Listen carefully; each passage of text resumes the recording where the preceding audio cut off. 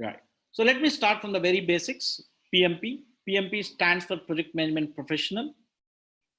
It is a credential that is owned by PMI, Project Management Institute. It's a body from the US, a not-for-profit organization, which was started way back to propagate the best practices in the space of project management. And this credential is owned by them. It's not only PMP, they own multiple certifications like on Agile practitioner, registered risk management practitioner, and you have PGMP, portfolio management professional, a lot of certifications they own. And PMP is one of the most popular, if not the most popular certification, what PMI owns. As I told, it's a not-for-profit organization. Just to propagate the best practices in the space of project management, they started. So why PMP certification? What is in it for me? This is a question that should be lingering in your minds before taking any decision on whether to pursue this PMP course. Of course, it's you're right? What is in it for me? Why should I pursue this? What is the ROI, return on investment, am I going to get on the time, money, and energy what you are investing on this certification? So let me clarify on that. So PMP, as I told, it's a most renowned certification in the space of project management. It's considered to be #1 certification in the globe in the space of project management. And irrespective of the domains, it is considered to be top 5th certification. Any certification you take in the globe, be it security related, be it process related, anything. So in the gamut of certifications, PMP, it's in the 5th place, not 2019. I was talking about 2018, right? So it's one of the most revered certifications across the globe. So with this PMP certification, what you would be learning, right? With this PMP training, you'll be learning the best practices one should adopt and adapt while you are managing the projects, while you are working on the projects, the do's and don'ts in the space of project management, and the best practices in the space of project management. So they teach the best practices. And these best practices have been procured or collated from myriad project managers across the globe. See, normally, how do you know about any best practice, or how do you know about any practice when you work in some organization? Let us say if you are working in Oracle Corporation, you will be knowing the process or the best practices that are followed in Oracle. If you are working in Microsoft, you get to know the practices that are followed in Microsoft. If you're working in IBM, you get to know the practices that are followed in IBM. But there may be many other best practices that have been followed across the globe, right? Many companies. But how do you get to know all those? Either you should work in all these companies in your lifetime, which is humanly impossible, or either you should attend this type of trainings and courses where you get to know all the best practices that are followed by various project managers across the domains, across the industries, across the globe.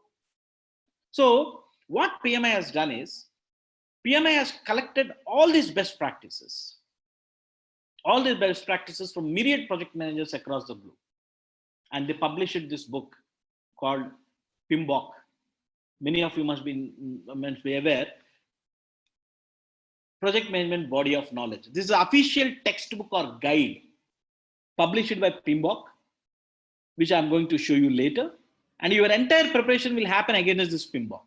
So when you are preparing, this PMBOK will be the reference material for you, or the reference book for you, right? For your entire preparation. So all these best practices are collected from various organizations, various project managers across the globe.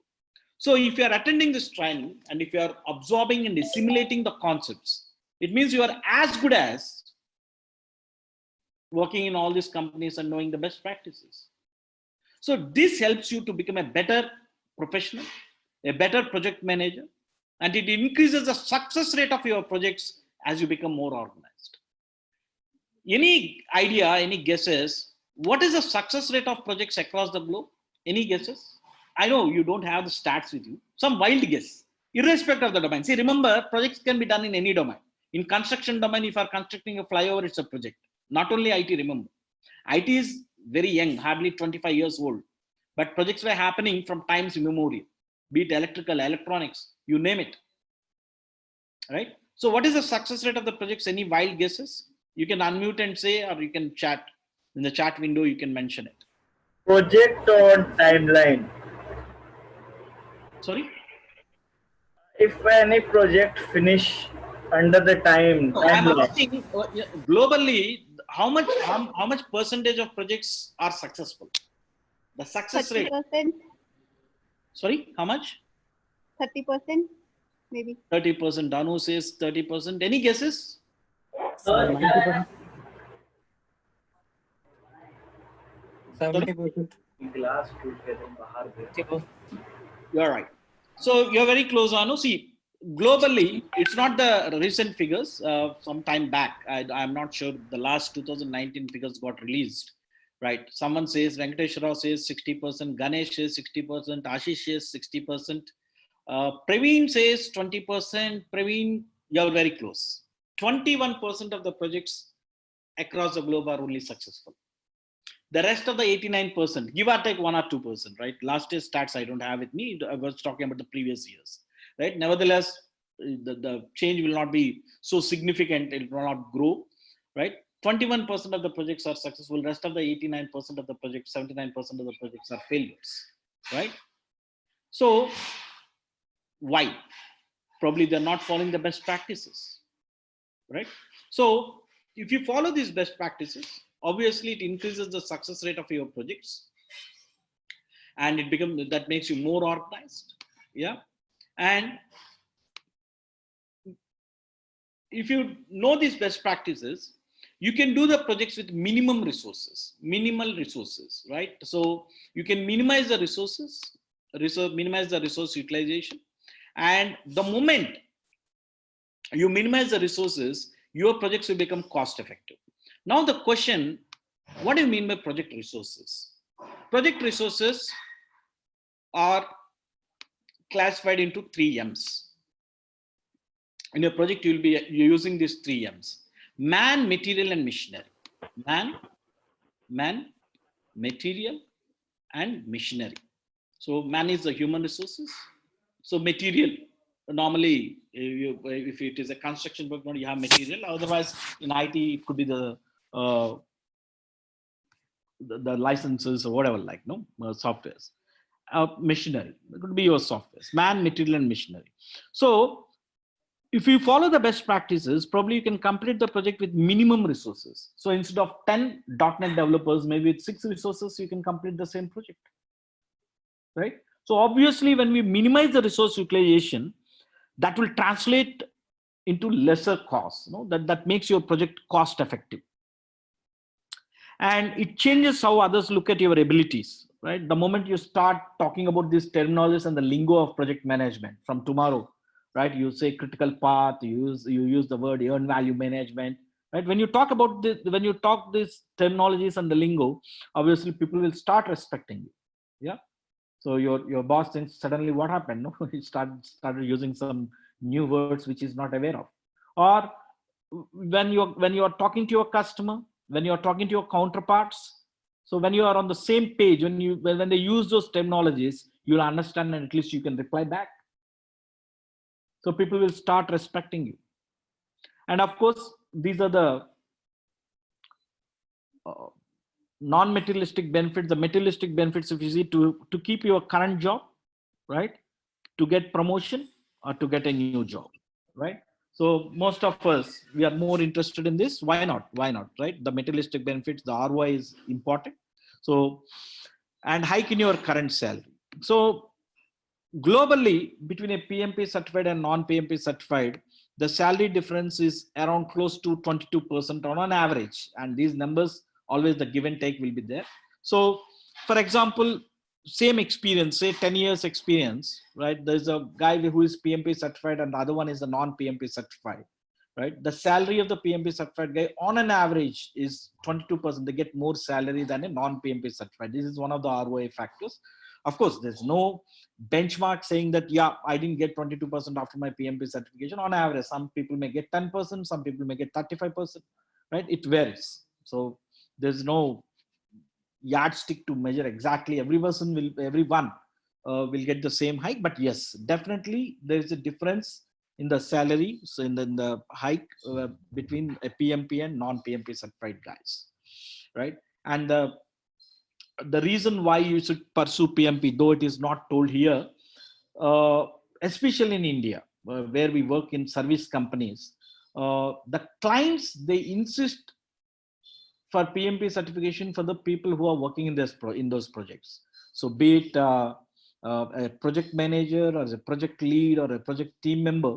So the clients are insisting, and thereby the service companies are also insisting. Since the client is asking, Infosys is also asking, hey, you look out for a PMP certified guy, right? I want to give this project, I want the project to be led by a person who is PMP certified, right? The clients are asking, the customers are asking for that. And not only that, the salability, the marketability of your profile will increase by leaps and bounds with this kind of global certifications. So if you see, normally the HRs, when they search the job sites, the Naukris and the job aheads or Indeeds, they search with multiple search filters, right?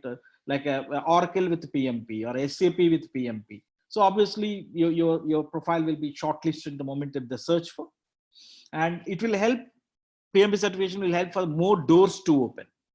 I'm not saying with PMP certification you will be guaranteed a job, but more doors will open. With PMP certification, let us say you're getting 10 interview calls. Without PMP certification, you may get only 5 or 6, right? So that will help for you to, for more doors to open. Of course, at the end of the day, the job is dependent on the performance of what you are giving in the interview, right? It will help for more jobs to open, and of course, yes, for better salaries. Now, let me go to the next slide. The exam eligibility requirement. I hope most of you are aware that to gain the PMP credential, to get PMP certification, you have to clear the examination, right? Online examination. Of course, paper-based is available, but that's a very tedious process. So for our convenience, let us assume that there's no paper-based certification exam, because there are a lot of prerequisites one need to suffice for paper-based exam, so which is not practically possible. So in order to take the exam also, there are certain eligibility requirements which one needs to suffice. Under 2 categories, you can take the PMP examination.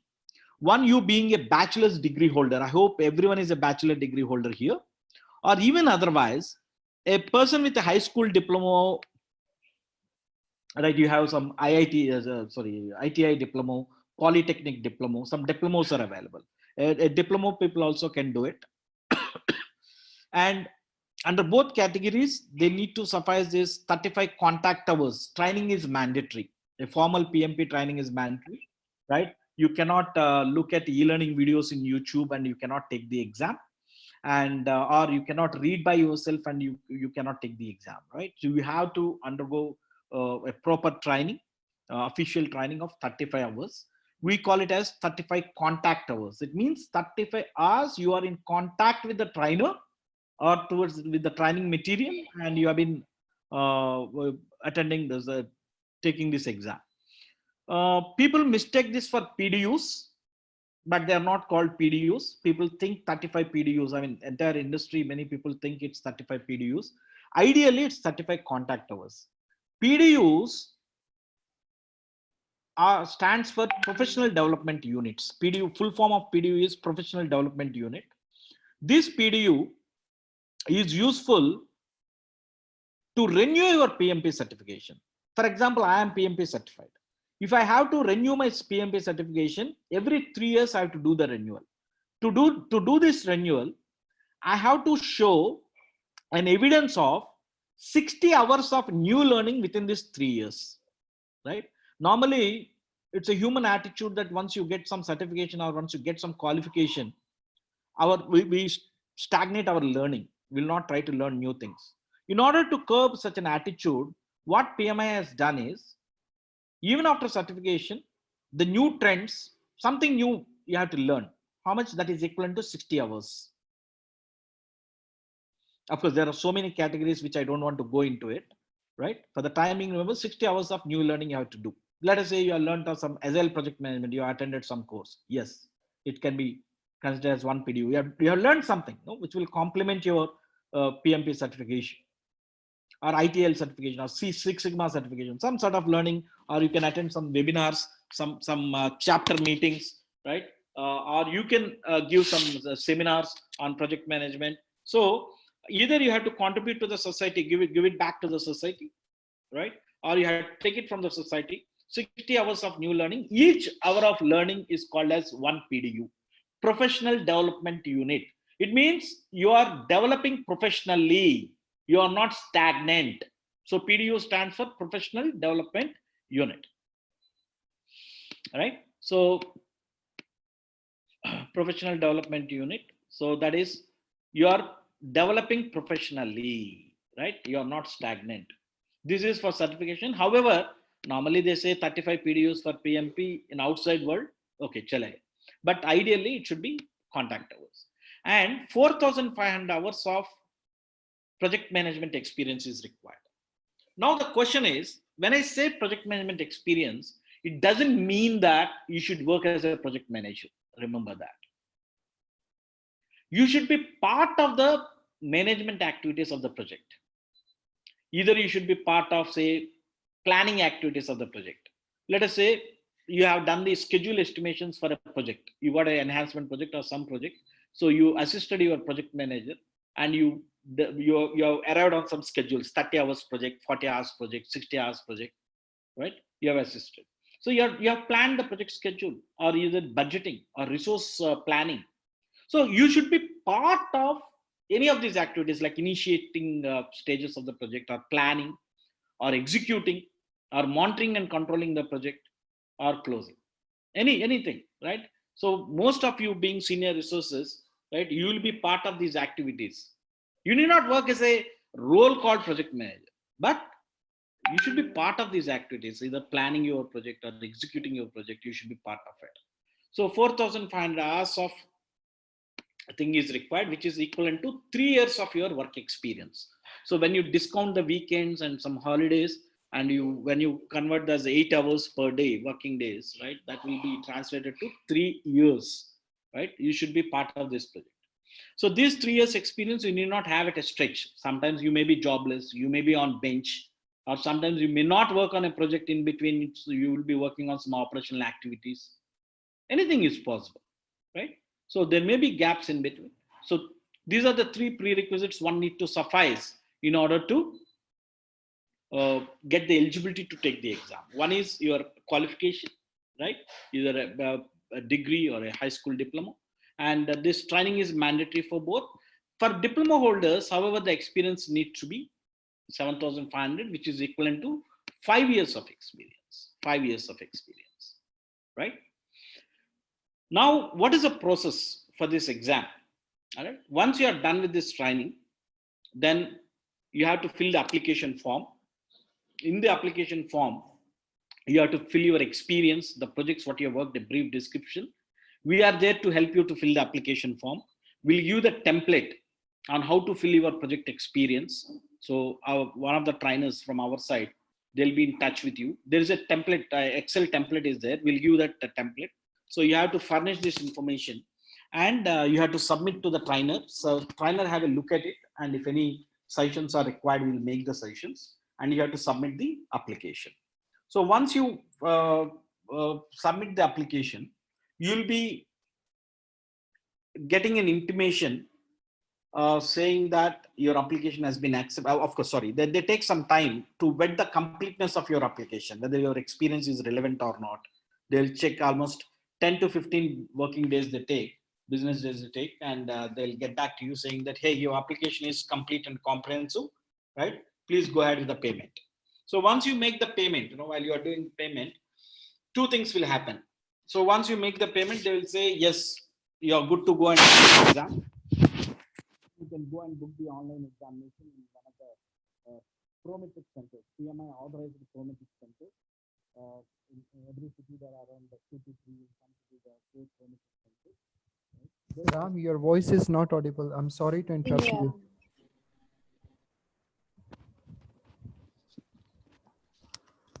Can you hear me now? Yeah, I can. It's better. Thank you. Yeah. Sorry to interrupt you. No, not a problem. Please let me. So when you fill the application, two things would happen. One is either they may say, yes, you're good to go and take the exam. Then you can book the exam online. There are multiple prometric centers in each city. So don't worry about that. At that time, you can see where are the prometric centers and in your city where you are operating from. Across the globe, in most of the cities, you have this PMI authorized prometric center to take the exam. Right. So now, then you can book the exam. That is one. The other way around, what can happen is your application can be selected for audit. Randomly, the system will pick close to 10% of the applications. Out of 100, 10% of the applications will be selected for audit randomly the moment you submit it. Right. So if your application is selected for audit, then you have to submit some proofs. Otherwise, it's not required. So 90% of the times, your application will not be selected for audit and you need not submit any proofs. 10% of the times, yes, your application may be selected for audit and you have to submit the proofs. What proofs you need to submit and how do you submit? Your photostat copy of your graduation certificate or diploma certificate, right? You have to take a printout, and the training certificate, participation certificate, what ExcelR will give you, that you underwent the training for 35 hours from so and so date. That certificate you have to take a printout.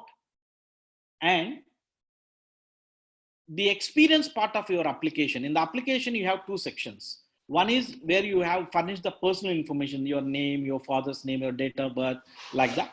And the other section is your experience part. So and so project I worked. And as I told, we give you a template. And using this template, you will upload on the online in the application. So while you are filling the application, it will ask, hey, can you give someone's name who can endorse your application, your experience in case of audit? So you have to take someone's name. That could be your current manager or your colleague, anyone who can endorse your name, your experience. Okay. You give so and so. Let us say I'm your manager. You can take my name, Ram Tawa. You can take my name, right? So if your application is set for audit, you have to take the printout of this page where you took my name for that experience, and you have to take my signature, physical signature, printout and physical signature, and you have to bundle all these things and you have to send it to PMI USA, the physical copies. Then they will verify. It will take close to a month or so, and then they give a permission for you to take the exam. Right? This is the process one needs to follow. And this will happen only 10% of the times. 90% of the times, yes, your application goes without any hassles and it will be approved and you can take the exam. Right? So this is the application submission process. Right? So any questions, ladies and gentlemen, related to this? No, I guess we are good to go. One question, Ram. Yes, please. So for the to give the exam, is it mandatory to be the member of PMI? Well, there are under two categories you can take, Anu. One is as a PMI member and a non-member. If you are a PMI member, the membership fee and the examination fee will come to $550. Okay.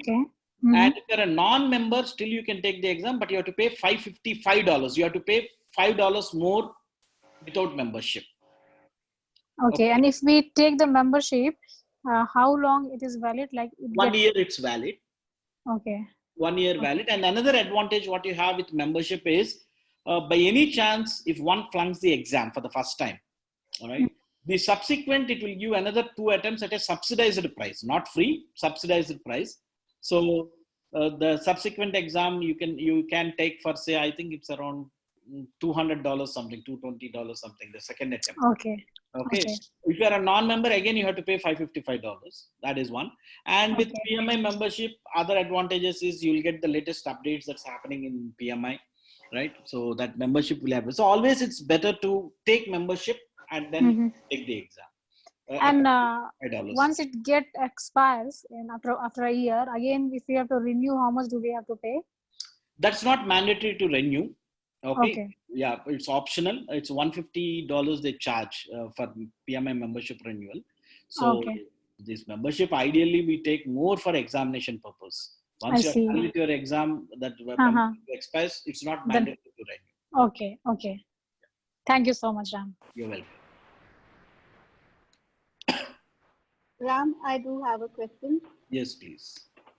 It's related to the art leading and directing projects. So if you don't have 3 years of experience into leading projects, or like if you have been as individual contributor or working as a team member, but not into that planning and resource allocation kind of thing. So how can that be? You mean to say you are just a typical programmer? You are never involved even in planning of a project in the schedules or whatever? Like it's right, but scheduling and planning for your own work has been there. Yeah, that's Like still you have fine. been That's still fine. That's still fine. Yeah. So you're planning your work. You're planning your work, right? And you're Yeah. arriving on your schedules. You're coming with arriving on a schedule, and you're giving it. Yeah. So what you can do is probably it's a separate case. Okay. At the end of the session, I'll give my contact number, so you can contact. You can take it offline. No, we'll see. Okay, I have to sure. understand well about your experience, and then we can tell whether you are eligible or not. Right. Okay. Thank you. Yeah, you're welcome. Ram, I have one more question. Yes, please. So, like the 35 contact hours, is there any expiry date for that? Like, for example, if we Yeah, attend the I got you. There's no expiry. It's a lifetime. But the only thing is these PMBOK versions will change every 4 years once, 3 years once. Okay. So they are relevant, but you may not stay abreast with the latest PMBOK curriculum. So Okay. yeah, ideally, the very moment you complete the training, better you finish of the certification, though you have a lifetime validity. Okay. Ram, just quick to question. interrupt, sorry, please. Yeah, please. Yeah, Ram, which is the latest edition of the PMBOK available, like which we need to refer? PMBOK 6. 6 is okay. Thanks.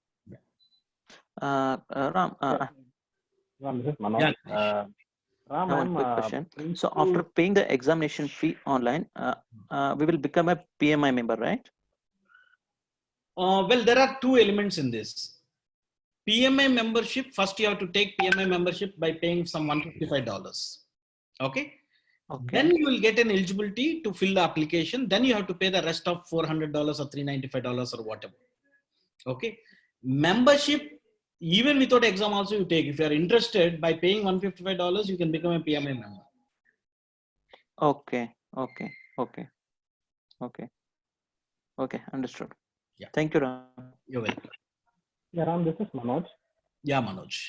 Yeah, Ram, I'm a Prince 2 Foundation practitioner. I've completed my certification. Will this PMP still be relevant for me? You mean to say whether PMP is relevant for a Prince 2 certified person or a Prince 2, right? Yes.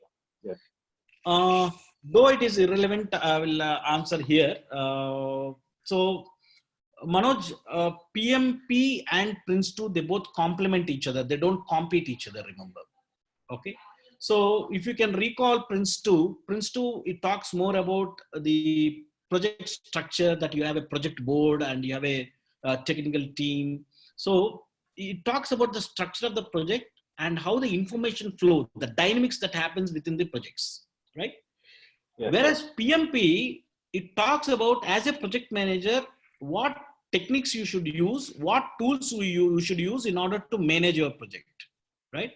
One talks about structure. There in Prince 2, it will not talk about any skills or any tools, any techniques that are used by project manager. It will not talk.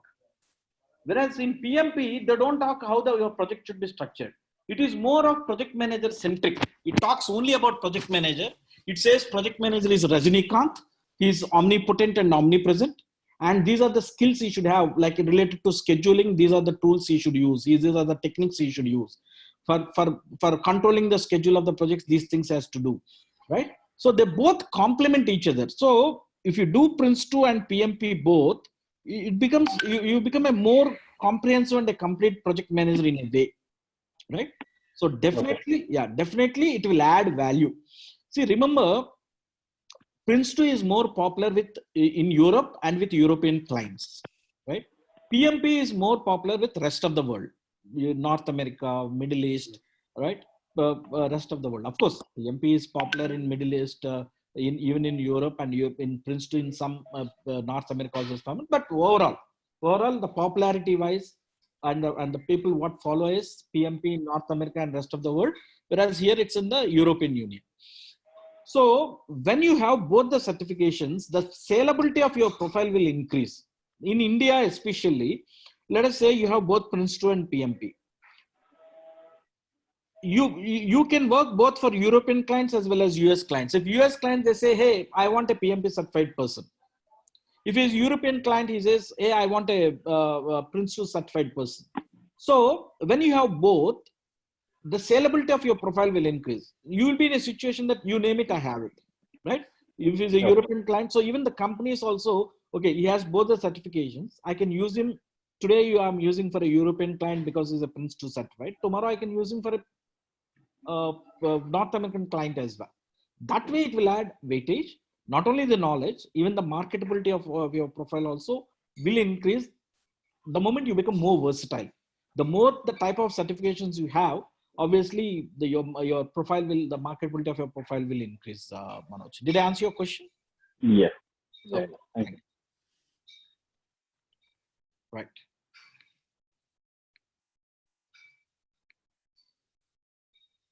And the examination pattern, 4 hours examination. It's again a test for your endurance. Sitting 4 hours after your college, I'm not sure after college is at just a couple of hours at a place. So 4 hours duration, 200 questions, multiple choice, A, B, C, D. And out of this 200, 25 are considered as pre-test questions. They don't carry any marks. And only 175 are scored for the examination result. However, the catch is, no one knows which are those 25 which are of 0 value. So you have to consider every question is valid. We never know, right? Which are those pre-test questions. Why PMI put these questions is, they give some trial and some questions on a trial to understand what should be the difficulties of the future, right? That's what they claim, right? So all 200 you should consider that's your cup of tea, and we don't know. But however, out of this 225 are considered as pre-test and only 175 scored for the examination result. And what is a pass mark for PMP? Many of you must be knowing. Again, I told I am going to very basic level because in the introduction, some people said that they're very new to PMP. That is the reason I'm going at this granular level. Please bear with the benefit of your friends and fellow participants. So PMP exam, you will just, what is a pass mark? You know, in school, we used to have a pass mark, 35%, 40%, we used to have a pass mark. So what is the pass mark for PMP? Unfortunately, no one knows what is a pass mark for PMP exam, right? Whether it's 60% or 55% or 70%, no one. PMI doesn't disclose the pass mark for PMP. All you have to do is you submit the exam, and then you have to wait for the result, pass or fail. If you have passed, you celebrate. You have failed, you get motivated to take the next attempt. However, by virtue of our experience, people say around 61% should be the pass mark of PMP.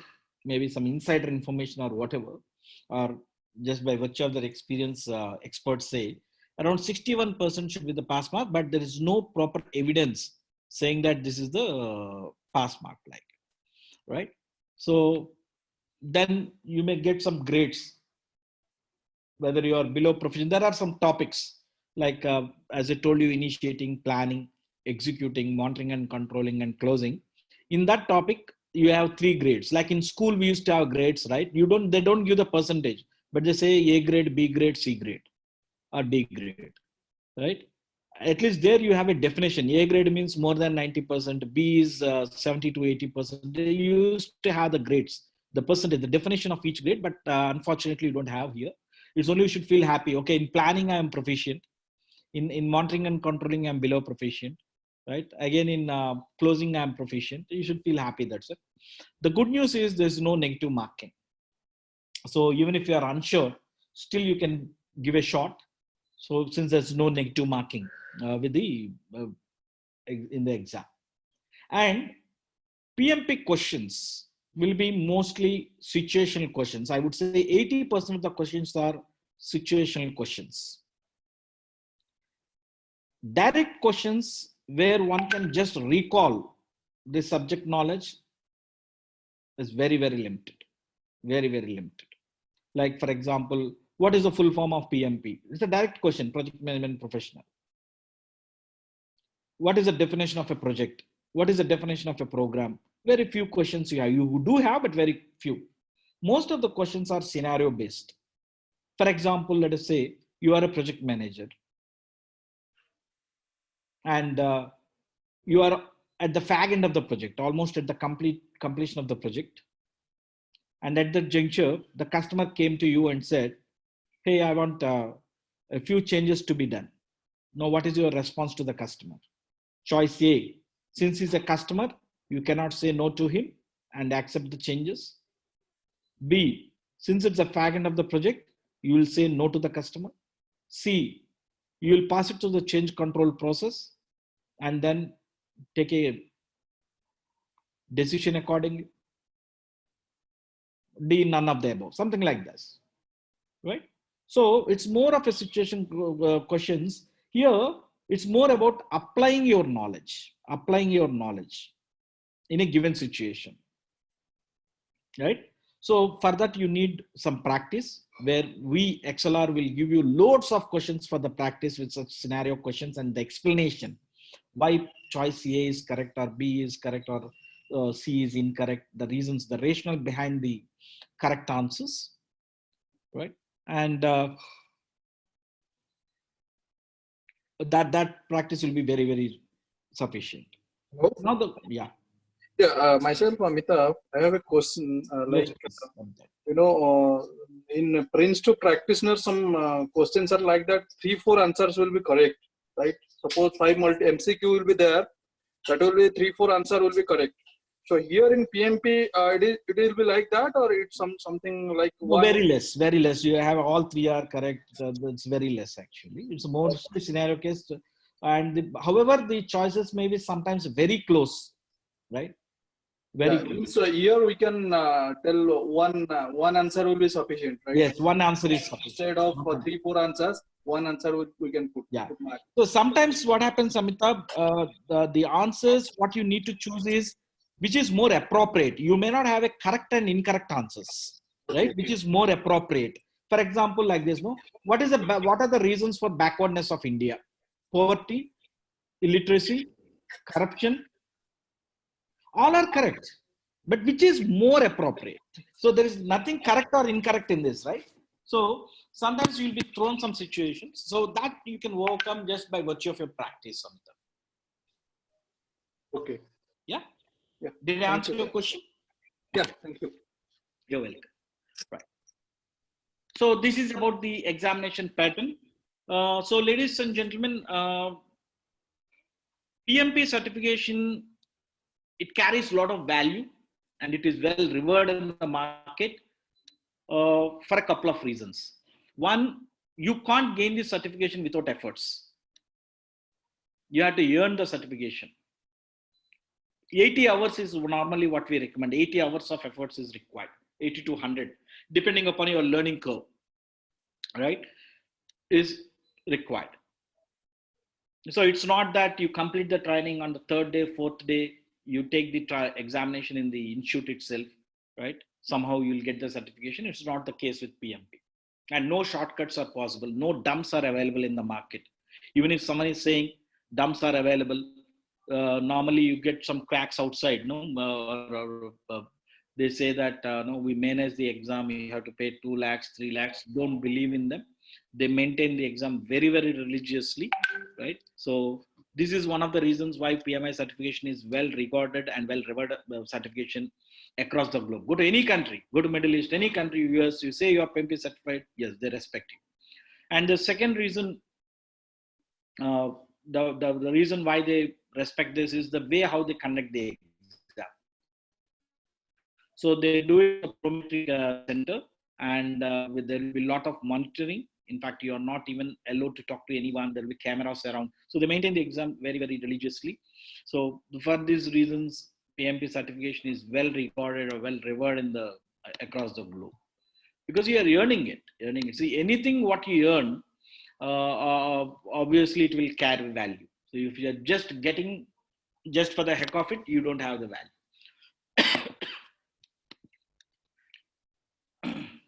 And this is a distribution of questions across the process groups. So there are 5 process groups. Most of you must be aware, who has some fundamental knowledge of PMP. There is a initiating, planning, executing, monitoring and controlling, and closing. Initiating is, these are the initiating stages of the project. Before the project starts, just before that, before the kickoff of the project, there will be certain activities which you need to do. Like you have to define the project charter. What is project charter? We'll see it later. We have to define the project charter. You have to identify the stakeholders of the project. There are certain things which you need to do. These are the initiating stages of the project. So from the topics related to initiating, you'll get 13% of the questions. That is 200 questions, I said, 13% is 26 questions. Planning, you do a detailed planning of the project. Once the initiating is done, you do the planning. You will plan the schedules, you will plan the resources, you will plan the budgets, you plan the risk management plans, you plan the vendors, you do a lot of planning. In fact, as a project manager, you spend a lot of time on planning, right? There's a planning. Once the planning is done, you do the execution. You see that the project is being executed as per the plan, execution. And while the execution is happening, you have to monitor as a project manager. You have to monitor whether your project is going as per the plan or not. As per the plan or not, right? Whether the execution is going as per the plan or not. If it is not going, what do? Controlling. You have to bring the control measures. You have to make sure that the execution is going as per the plan. And finally, closing. Most of the times, the moment we provide the deliverable, the customer accepts the deliverable, we celebrate and we assume that the project is deemed to be closed, which is not the case. There are certain activities which you need to do, that you have to close the procurements, you have to close the issues of the vendors, right? The procurement is nothing but the vendor management I'm talking about. And also, you have to close the project, you have to archive the project files, you have to document the lessons learned in this project, you have to release the resources. So a lot of activities, at the fag and the closing stage of the project, what you do. So those closing activities. So the entire syllabus is divided into, the processes are divided into this 5 process groups, which you will get more clarity later. For the time being, you just remember that these processes are divided into initiating, planning, executing, monitoring and controlling, and closing, right? So these are the 5 process groups. I'm giving 1 minute time. Remember the names. What are the process groups? Initiating, planning, executing, monitoring and controlling, and closing, right? So throughout the training, there will be certain things which you need to by heart, which I make you to by heart. Thereby you remember 95% of the things or 98% of the things you will absorb and assimilate, you try to understand.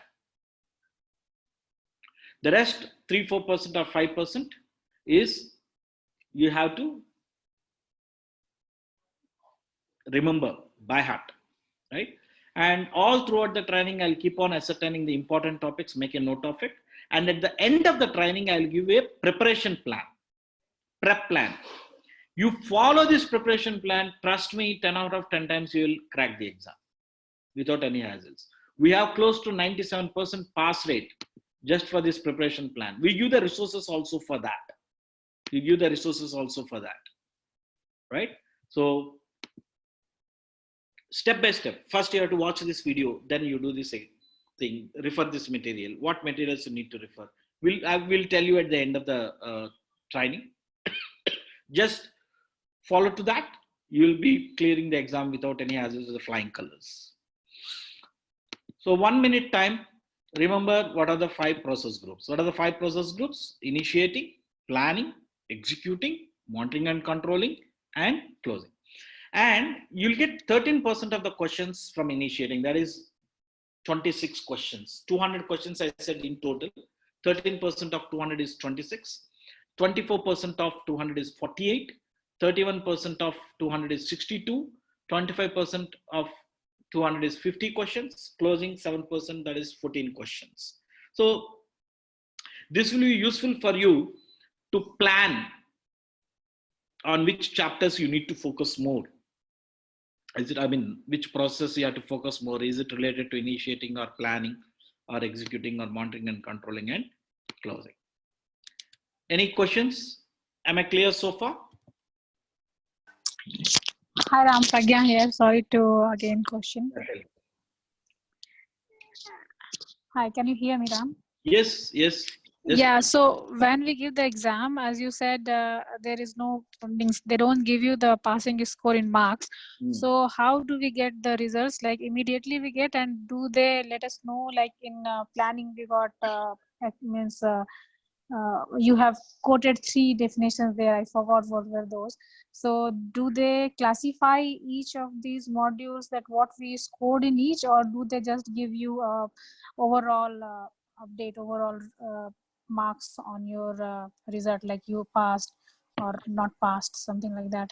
Yeah, the moment you submit the online exam, so the screen will go blank for 10 seconds. The back-end calculation will happen. And then it will say, congratulations, you pass, or sorry, you have failed. Okay. And so then the Prometric Center guys will give you, tell me, sorry, your voice was breaking, I couldn't hear. So after submitting the exam, within 10 seconds, you will get to know on the screen whether it's a congratulations, pass or fail. And then subsequently, the Prometric guys will give you a paper, a printout about each process group wise, initiating whether you are proficient, below proficient, or moderately proficient. And planning, they just give. This is only for you to feel happy. That's it. Whether you are pass or fail, they'll give you this thing. Like even if you have fail also, planning you are below proficient, executing you are below proficient. You'll get a. Okay, we will get to know immediately where we have to work on more. However, on the certification, you don't have anything of this sort, right? Whether you are certified or not, that's it. They will not give you the grade. Like you are, whether you are 10th standard pass or fail, that's it. What is the grade? They don't mention on the certificate. Okay. Now, I was just wondering where if unfortunately if we don't pass, then by seeing this score, that which focus area, which knowledge process group we should focus on more. Yes, exactly. So it will help us to understand that. Yes. Okay. Thank you so much. You're welcome. Any other questions, ladies and gentlemen? Well, Ram, Vinod here.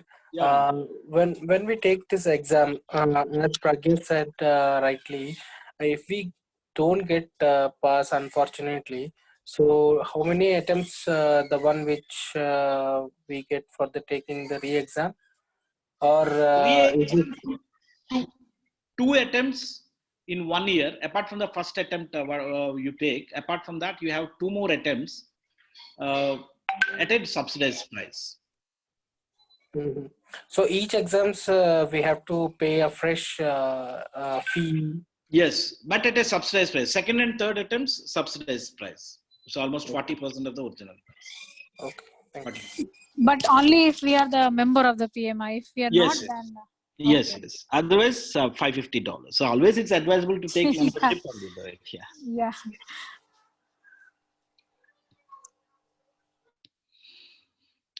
Right. Hello, Ram. I do have a question. Sorry, this is Shiva.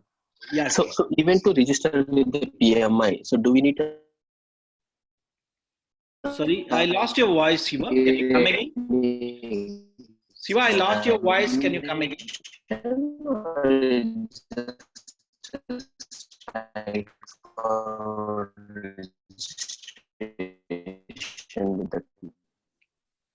Shiva, I completely lost your voice. Is it the case? So yeah, hello. Is it better now? Yeah, it's better now. Hello. Yeah, Shiva. Hello. It's better now. Better now, Shiva. Shiva, can you hear me? It's better when I check with you on that, Ram. Yeah, or you can put in the chat your question. Yeah. If it's not better, then I'll just try to chat it out. Yeah, now it's better. Quickly, you can tell. Yeah. Yeah. So even to register with the PMI, so do we need to appear any exam? No, nothing. PMI. It's just a straightforward registration. Membership, anyone can take. Okay. Okay. Yeah. Thanks. Yeah, you're welcome. So before we move into this, the introduction to project management. So let me.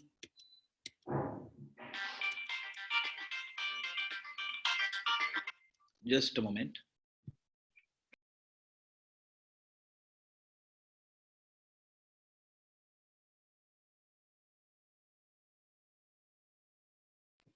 So, sorry. Let me quickly discuss on the topics what we are going to discuss as part of this training, the entire curriculum, how it is divided, right? So the entire syllabus of PMP is divided into 10 knowledge areas, 10 chapters. In a layman language, if you have to say 10 chapters, 10 knowledge areas, right? So what are these knowledge areas? Let us briefly discuss on this. So the first one is integration. I will take it up later. Once let me finish the rest of the knowledge areas. Then I will talk about integration management. So scope management. This is one of the knowledge areas. What do you mean by knowledge area? As a project manager, you need to have knowledge on these areas. You should know about scope, you should know about schedule, you should have knowledge about cost, you should have knowledge about quality, you should have knowledge about the resource management, communications, risk, procurement, and stakeholder. So these are called as knowledge areas, right? So the first one is scope management. Scope management means typically the work, what you are going to do in this project. The scope varies from domain to domain. The scope varies from project to project. The work, what you are going to do. If you are constructing a flyover and you are a project manager for this flyover construction, then the scope is constructing the flyover. You are developing an application in Salesforce. Now the scope changed. It's a software development. The scope is typically the work what you are going to do. It could be the technical work and as well as the management work put together. That becomes the scope of the project. So how do you arrive on the scope of the project? Many a times, no, hey, this is my scope. This is out of scope. I won't do this. We say, we document. This is in scope of the project. This is out of the scope of the project. We are not going to do this, right? So how do you arrive on the scope? So typically in this knowledge area, we'll be discussing more on how do you collect the requirements. See, if you have to know the scope of the project, the first activity what you need to do is gathering the requirements, collecting the requirements. That's very, very important, right? Without requirements, you cannot arrive on the scope. So you sit with the customer, you sit with the stakeholders from the customer side, and you collect the requirements. So here we discuss on what are the various techniques you use in order to gather the requirements, collect the requirements, and how do you do a requirement feasibility study, which requirements are feasible, which are not feasible. Sometimes there may be technical feasibility you will accept, sometimes there may not be a technical feasibility you will reject. Sometimes it could be a cost constraint that you cannot accept the requirement, right? And based on these requirements, how do you arrive on the final scope of the project? How do you define the in scope and out of scope? How do you develop the project scope statement? How do you develop the scope baseline? And how do you control the scope of the project? Controlling the scope of the project is, as a project manager, you have to make sure that your team is delivering only the scope and all the scope you have agreed. Everything, right? Whatever you have agreed, you are delivering this. Not a penny more, not a penny less. Many times, the scope creep happens without taking proper approvals. People will add the scope, people will remove the scope. The adding scope is and removing the scope is nothing but the work, what you are supposed to do. You may remove some requirements, right? So adding scope, normally we call it as gold plating. Most of you might have heard this term called gold plating. So gold plating is typically adding the scope without proper approvals. Sometimes why you may ask, why should I add the scope without approvals? Yes, people do that.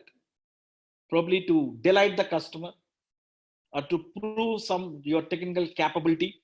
Appraisal is approaching and you want to show something to your manager or to your customer and you want to delight the customer. It's called as gold plating. Gold plating is crime as per the project management best practices, remember. I'm using the word called crime. It's a grave mistake. It's not a mistake, it's a crime. Right? So gold plating is giving something which has not been asked for. Customer didn't ask you. Giving something which has not been asked for. For example, your wife asked you to get some fruits and vegetables from the market. So the scope is to get fruits and vegetables from the market. So you purchased sweets also without your wife's consent. You wanted to delight your wife. This is called gold plating. Right? So in a normal family life, you can do this, but not in a project environment. Sometimes, yes, in a normal family environment also, this may backfire. So your wife may say, oh, you're taking your own decisions off later without me telling you're getting sweets also. Yeah. So, yes, it may backfire. But in a project environment, right, without customer consent, adding the requirement is a crime. Why they use the word, a big word called crime, is any specific reason? Why we should not do it? What's harm if you delight the customer? You may get more business.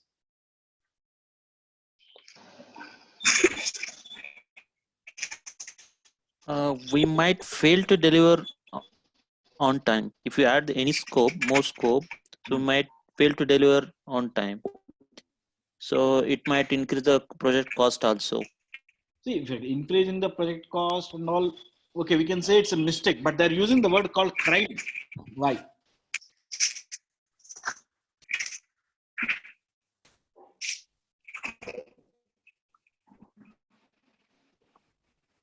Because the customer won't like it, customer may or may not like it, and it may again backfire. Customer may like it, may not like it, it may backfire. Because, because there could be some other implications on the existing design or anywhere. Who is this? Who? Hello, who is this? I lost the voice. Can you all hear me? Yeah. It may impact the actual the quality of the actual deliverables, since we have outgrown the scope by our own. The cost might remain same, and if we will try to extend the scope our project within the same cost, then it may have an impact on the quality of the actual deliverables. Yeah, you are all very close. See, I'm not denying this fact that we inflate the budgets, inflate the costs, right? That means inflate the quality. Yes, you are very close. Perfect.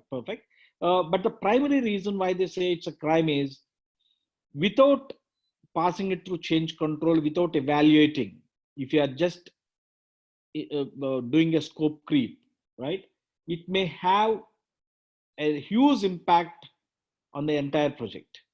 It could be anywhere, like it could be a small piece of code added, it may sabotage the entire product what you are developing. See, they are not saying that you should not delight the customer by giving extra features, freebies. They're not saying no to that. Add to the scope, pass it through the change control process. Let the change control board, they evaluate what would be the impact of this change or the new requirement, what you are trying to give them to delight the customer. Let it be evaluated and then you do it. Remember, many a times, the changes what you do to the project or to the product, it will have a negative impact on the product rather than having a positive impact, rather than the benefit, right? So you can do it, let the customer, but follow a proper process of adding the scope. So suddenly, without informing anyone, suddenly, oh, let me give this feature to the customer, and you gave that feature, you added that line of code, that piece of functionality, right? That can sabotage your entire product. So as a project manager, you should control the scope, not a penny more, not a penny less. Whatever you agreed. At the same time, whatever you agreed, as a project manager, you have to make sure that you are delivering everything. Right? I have a question. Yes. So here in this 7 model you are telling, so in PMP model, who has the more power, the project board or the project manager, or project manager can decide anything, or you need to take approval from board or a board of directors? Where you are putting the project board here? See, on the management aspects of the project manager is the key. Okay. Right? On the management aspects of the project, anything above the project thing, like anything adding the scope or stopping the project or anything, that will be done at a project sponsor level or project board level only. Within that project, yes, he's the king, right? Managing the team members, getting the job done. So beyond that project, any changes, definitely yes, the final say the board will have it. Okay. Yeah. Suppose so here also we are putting some anything like after deliberation of project. So whether we are service management also included in PMP, or it is out of scope, like only project delivery and service management would be some different part.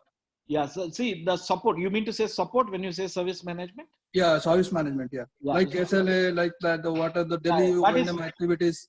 That is part of operations. Once the project is completed, once it goes live, once the deliverable is completed, the role of project manager is completed, and from there one moves live or once become the operational.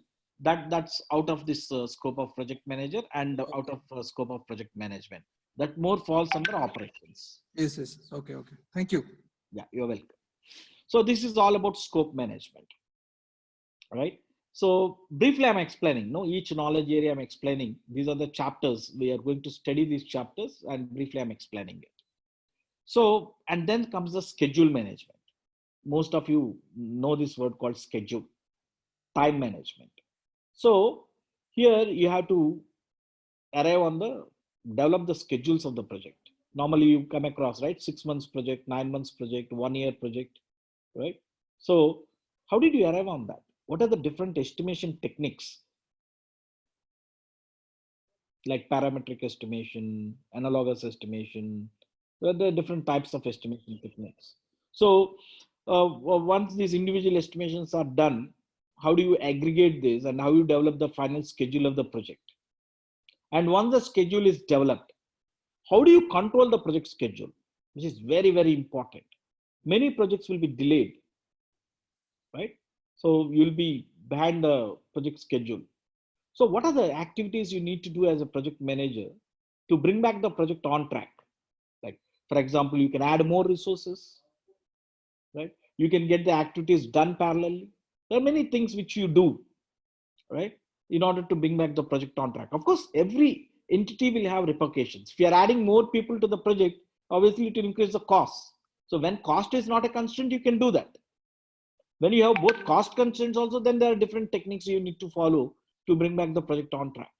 So you have to monitor whether the project is going ahead the schedule or on schedule or behind the schedule. And if it's behind the schedule, how do you pull up the socks? And how do you bring back the project on track? It's all about schedule management.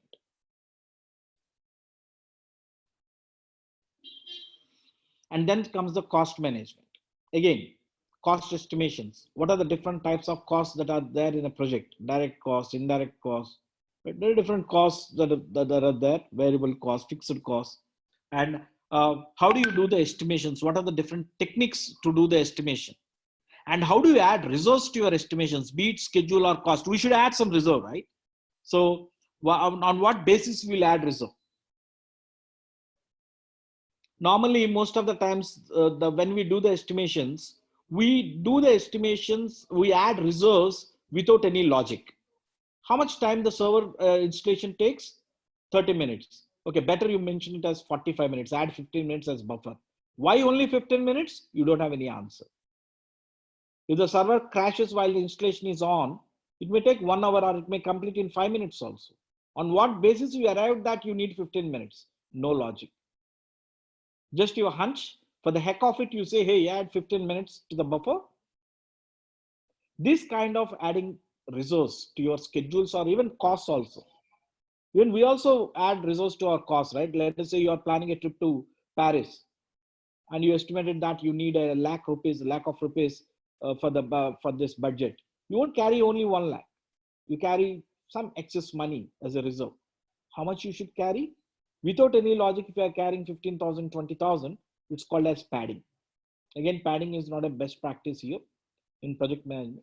So there is a way of adding the project resource. So what are the various techniques you would use the resource in terms of schedule and cost? You'll be learning here. And how do you control the costs? Controlling costs is an art. We Indians, especially Indian mothers, hats off to them. They're very good at controlling the costs. In good old days, of course, now we have everything in abundance.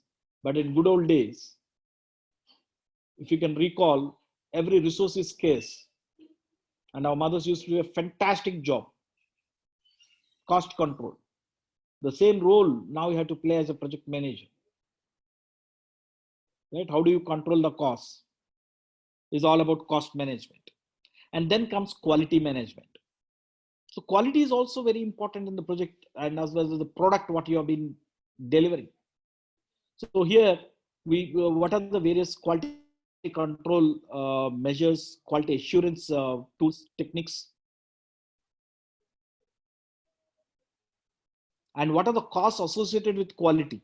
Quality comes at a cost, remember. What are the different types of quality related costs? You'll plan the quality process. Remember, the quality standards will not be the same for every project. Depending upon the product what you are developing, the level of quality will change and the expectations of the customer also will decide the level of quality. For example, let us say you are doing 2 projects. One is a normal website development and the other one is you are developing a robo software which conducts open heart surgery. The quality standards for this robo project which conducts open heart surgery should be very, very high when compared to a normal website. Even if the website is down for a couple of minutes or for a couple of hours also, the impact will not be so high. But whereas a robo which conducts open heart surgery, imagine the kind of quality, the expectations. So you have to plan the quality accordingly, depending upon the customer expectations and the product what you're building. So we'll be discussing on this. What is the difference between quality assurance, quality control? What are the various quality control tools, quality assurance tools? We'll be discussing here in quality management. And then the resource management. In the beginning, I told the resources are 3 M's: man, material, and machinery. So here you do an estimation of human resources, the machinery required. Of course, in IT, you don't have machinery, but let us say you're a project manager working in a construction field. Obviously, you need some machinery. Material is required. Whereas in IT, it's a slightly a different scenario where it's more of human resources you deal with. So it's more here, the human resource management in a way. So how do you plan the resources? Resource planning. Depending what is the quantity of resources you require. So depending upon the quality of the resources, depending upon the experience of the resources, this will vary. If you have a 10 years .NET developer, you may need only 2. If you have only 2 years experienced .NET developers, you may need 4. So what are kind of resources, quantity of resources, quality of resources, and how do you manage these resources, especially human resources, which is most difficult thing under the sky, ladies and gentlemen.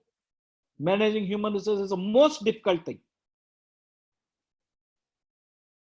You can manage tools, you can manage animals, you can manage anyone, but managing human resources is very difficult. Different types of individuals, different types of motivation factors. For some human resources, money motivates. We should say every year we have increment, every 6 months we give you increment, every month we'll give you increment. Every day you tell him, today you got 10 rupees increment. Every day you have to tell him, today 10 rupees you got increment. He will be motivated. For some people, recognition. The moment I enter onto the floor, everyone should give me a standing ovation. Wow, Ram Tava, the stalwart of SAP has entered. Enough, even if you don't give me salary, also I work like donkey. For some people, growth path. For some people, responsibilities.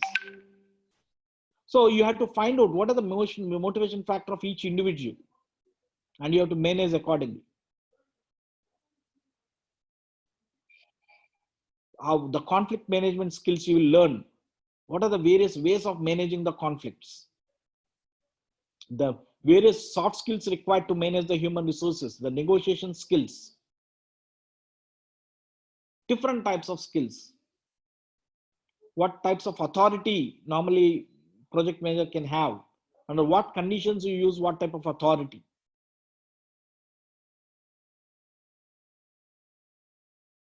What are the different motivational factors for human beings, and the nice to have hygiene factors for human beings? We have a discussion here on the resource management. How do you manage the resources, using appraisals? And then comes communications management. Communications management is probably one of the areas where project manager spends a lot of time. Normally they say close to 85% to 90% of the project manager's time goes into communication. Be it meetings, be it sending an email, be it sending a report, be it talking to the team members, be it talking to the customer, be it a oral communication, be it a written communication, be it an official communication or unofficial communication, be it communicating to the vendors, communicating to the customer, communicating to the government. So communication is one of the most important activities as a project manager one needs to do. And here, how do you develop the communication plan? How do you identify the communication needs of the stakeholders? One stakeholder, one customer says, hey, don't come to me, always send me an email. Some customer says, don't send email, you come and talk to me. Someone says, hey, call me over phone. Someone says, morning once, evening once, you come and update me. Different types of stakeholders, different types of communication requirements. Remember, 90% of the project escalations do happen because of improper communications. How many times you see customers complaining that, hey, you didn't send me the report, or you didn't update me, you didn't inform me. It is because you don't have a proper communication plan in place.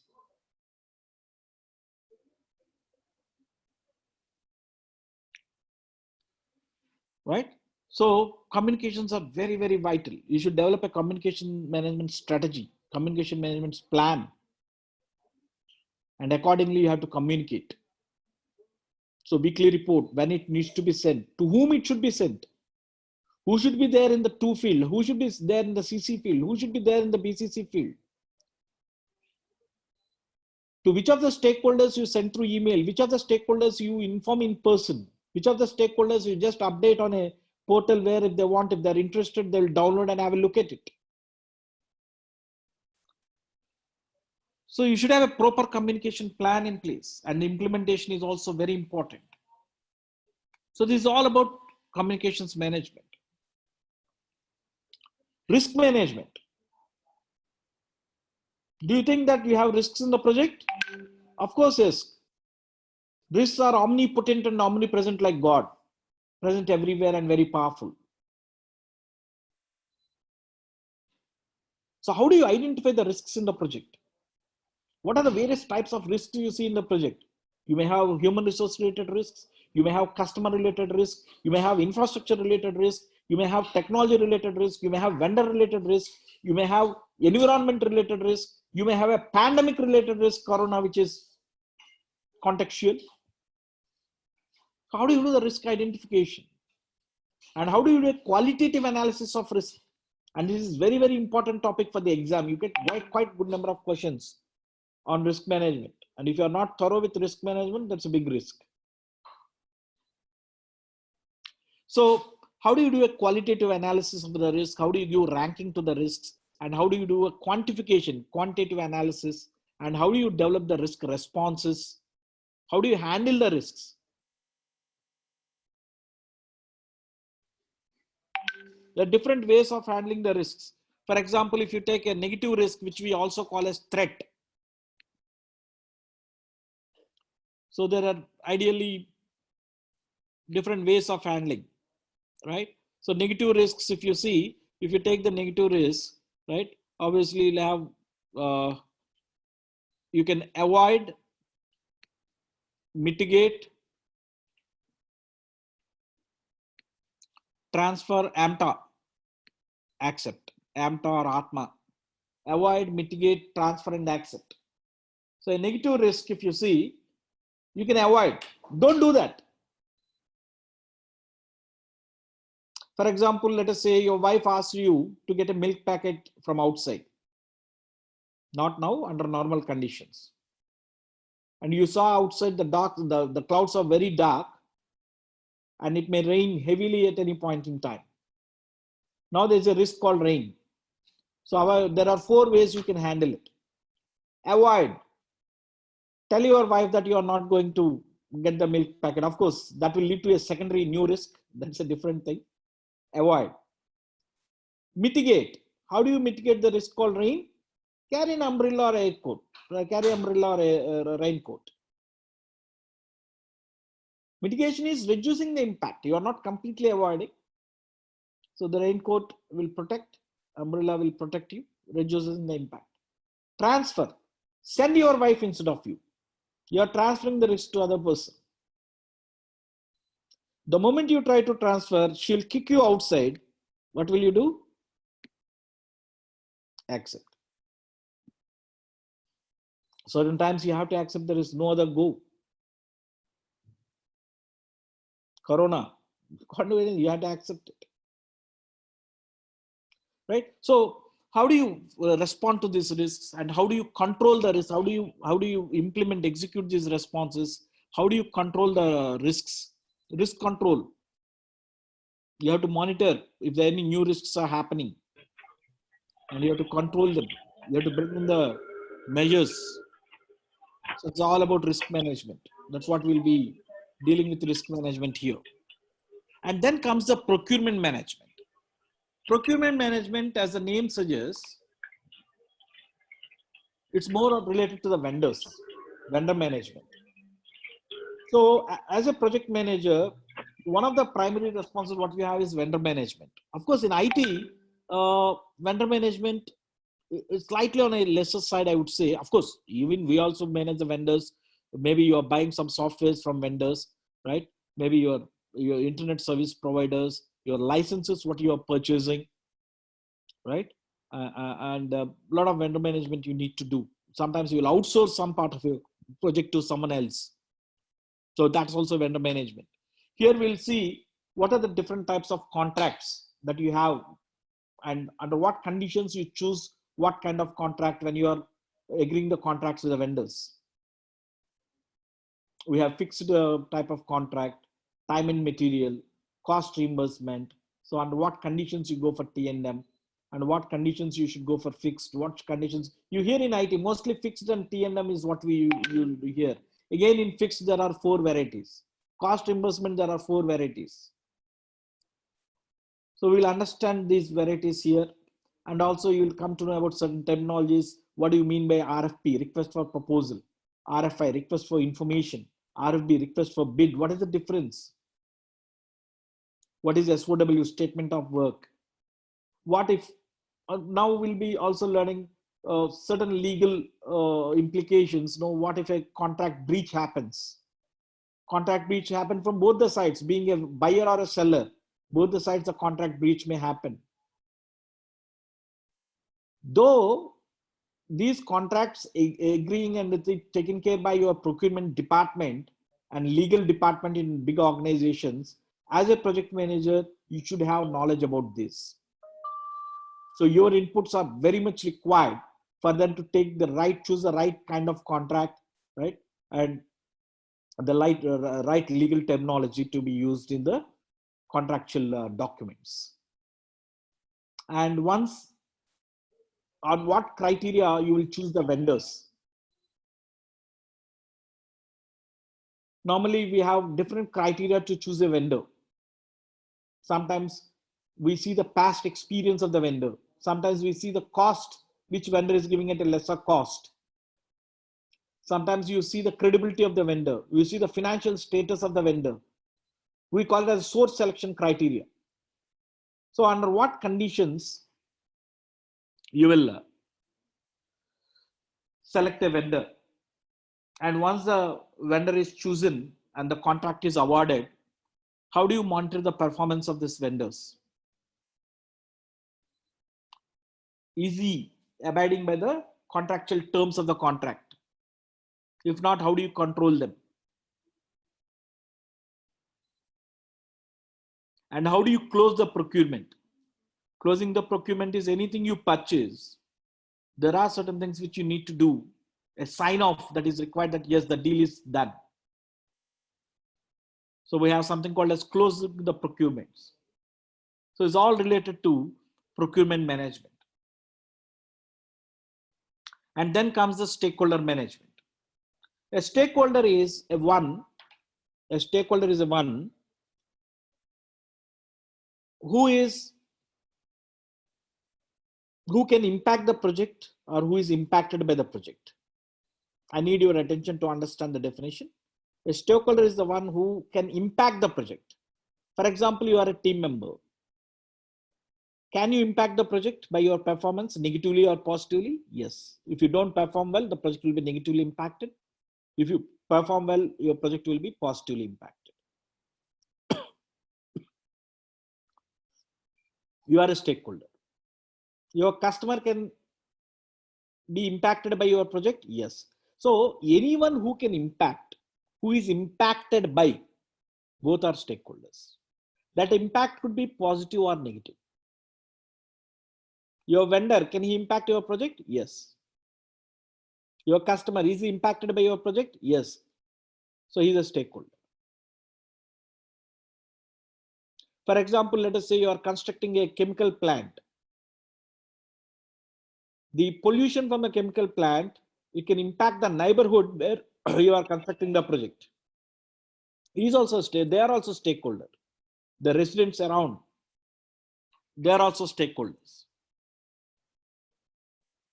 So how do you manage the stakeholder? In principle, mostly stakeholder is more of a customer, in the perspective of customer.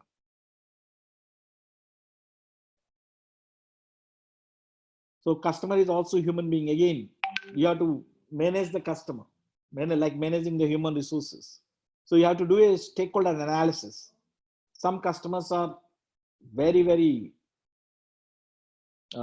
cooperative. Some customers are neutral.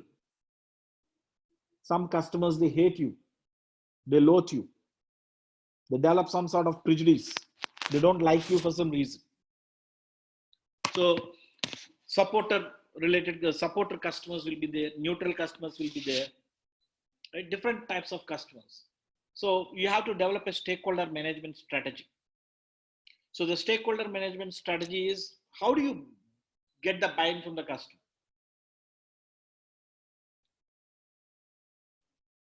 Normally, when the bride, when they get married, they go to the in-laws house. They also do a stakeholder analysis. What kind of stakeholders I have? Father-in-law, how powerful he is. Mother-in-law, how powerful she is. Who is the decision maker here? Brother-in-law, sister-in-law, whose support is required for me to have a smooth transition into the family? They do a stakeholder analysis and then they come up with a strategy. Oh, mother-in-law is most powerful. I need her buy-in. They come up with a strategy. Normally, if you watch these soaps, right, serials in TV, Saas Kabhi Bahuti, all these things, you come with a lot of stakeholder management strategy. What PMP teaches is nothing. Right? So, so here we get to know about these stakeholder management strategies. Yeah. So team, please share your details. Participants, we are requested to share your email IDs or details. It's not that they'll share you the recorded session of this and also the future webinars, future demos information they'll send. Please cooperate with the team, ExcelR team. Provide your details, please. Right. So this is about the stakeholder analysis, stakeholder strategies you have to do, and you have to get the buy-in from the stakeholders. Right. So this is all about stakeholder management. So we discussed about these 9 knowledge areas. I'm just giving 2 minutes time. Remember the names. I'll explain you integration management subsequently. So what are the 9 knowledge areas we discussed? Scope management, schedule management, cost management, quality, resource, communications, risk, procurement, and stakeholder management.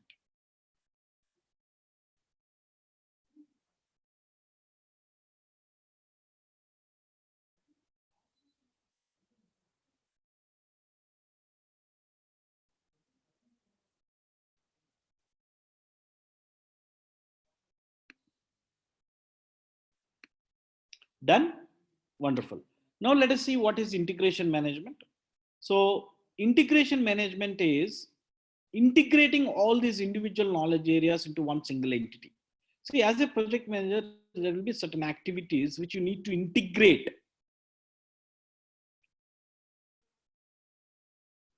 So that's all about integration management. For example, let us say you are developing a project management plan. What do you mean by project management plan? It's an integration of all the individual plans. For example, from each knowledge area, you will get an individual plan like scope management plan, schedule management plan, cost management plan, quality management plan, resource management plan, communications management plan, risk management plan, procurement management plan, and stakeholder management plan. You'll have individual plans from each knowledge area. So there are few other plans also and baselines also which we aggregate. We combine all this, we integrate all this, and we develop a plan called project management plan, which is a master plan. Master plan means what? It's a combination of all the plans. So developing the project management plan like falls under integration management. Similarly, change management. The change management or doing a change control, it's an integration of all activities. Though you are changing the scope of the project, remember that scope change, let us say you are adding some new scope to the project. It can impact the schedule. It can impact the cost. It can impact the quality. It can impact your resources, like you may need more resources. You may need to do more communications related to the scope change. It may pose more new risks. You may end up doing more procurements for this new scope, or you have to manage more stakeholders. So you touch one area, the other areas are also getting impacted. So when you are doing a change, you should have an integrated approach, a holistic approach.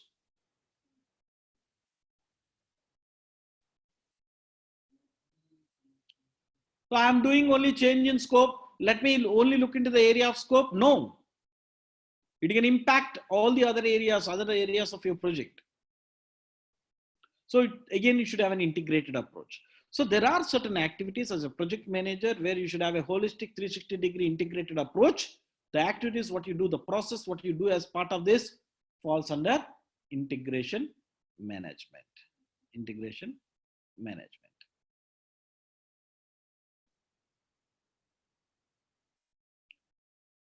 Right? So the entire syllabus is divided into this. So if you see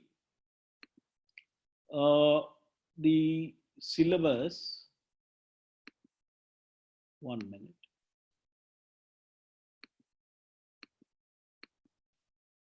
It has 11 chapters all put together.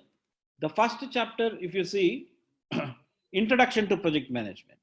Here we'll be discussing the basics, right? What is the definition of a project? What is a project management? What do you mean by program management, portfolio management? What is project management? What are the constraints in the project? So you'll get familiarity towards the terminologies and the lingo of project management. So this is the first chapter. And the next 10 chapters is knowledge areas. You remember those knowledge areas? Project integration management and scope management, schedule management, cost management, quality management, resource management, communications, risk, procurement, and stakeholder. So PMP training is all about studying about these 11 chapters, right? So this is what we are going to cover, and there are processes. This process which we will discuss normally. Yeah, we have 49 process. So 49 process means we do, as a project manager, a project management activity, we do 49 different processes, 49 different activities. So PMP is all about studying about this 49 process, which falls under these 10 chapters, 10 knowledge areas, which falls under those 5 process groups. You remember the 5 process groups: initiating, planning, executing, monitoring and controlling, and closing. Yeah. So I will stop here, and probably I will take up the questions